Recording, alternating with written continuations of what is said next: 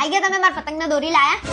એટલે 14 તારીખે ઉત્તરાયણ છે, 13 તારીખે રાત સુધીમાં તારા પતંગ દોરી આવી જશે. કેમ નાના છોકરા જેવી જીદ કરું છું? રિયા ભાભીને તો ઘરે બેઠા પતંગ આવી ગયા. એટલે રિયા ભાભી ઘેર બેઠા છે કે લેવા જવું પડે તારે? એનું જોઈને ક્યાં શીખવાનું છે? હું એનું જોઈને શીખું અને એનામાં કઈ શીખવા જેવું છે? આ તો મેં તને કીધું તું શીખ એનું જોઈને, અને એના ઘેર પતંગ દોરી આવી ગઈ એવું તને કોને કીધું? અરે પતંગ દોરી આપવા આવ્યો તો ને આપણા ઘેર આપી ગયો છે. અરે પણ એને ત્યાં તો કીધું તું. એટલે તમે મોકલ્યો તો એને?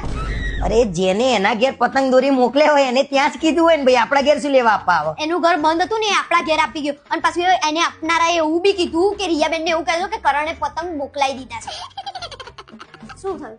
અરે કઈ નહીં થયું. શું કરો છો તમે? અરે તું મારી હામું કેમ જોઉં છું આ રીતે? તમારી સામું જ જોઉં ને. આ તો કરણ હું એકલો થોડી છું, બીજો કોઈ એમનો હગો વાત કરે છે. રિયા ભાભીનો એક જ કરણ છે, તમે બીજું કોણ? અને શું હસી રહ્યા છો તમે?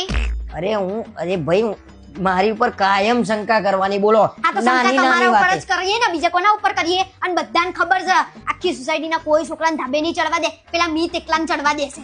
ના મીતને ચડવા દઉં છું એવું ખોટી અફવા નહીં ફેલાવું. હું કોઈ છોકરાને નહીં ચડવા દેતો ભાઈ. વાગી કરી જાય તો કોની જવાબદારી? ચેરમેન ની, બરોબર? ના ચડવા દઉં. ભગવાનનું રૂપ કહેવાય નાના છોકરા. ઓહો, રિયા ભાભીનો એક મીત જ ભગવાનનું રૂપ, બાકી બધા છોકરા તો કાચિંડાનું રૂપ છે નહીં?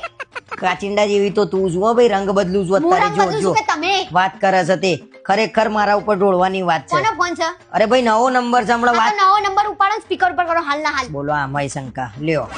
બોલો ભાઈ. ભાઈ પેલા પતંગ દોરી આપી દીધા છે, પેમેન્ટ કરાવજો ને.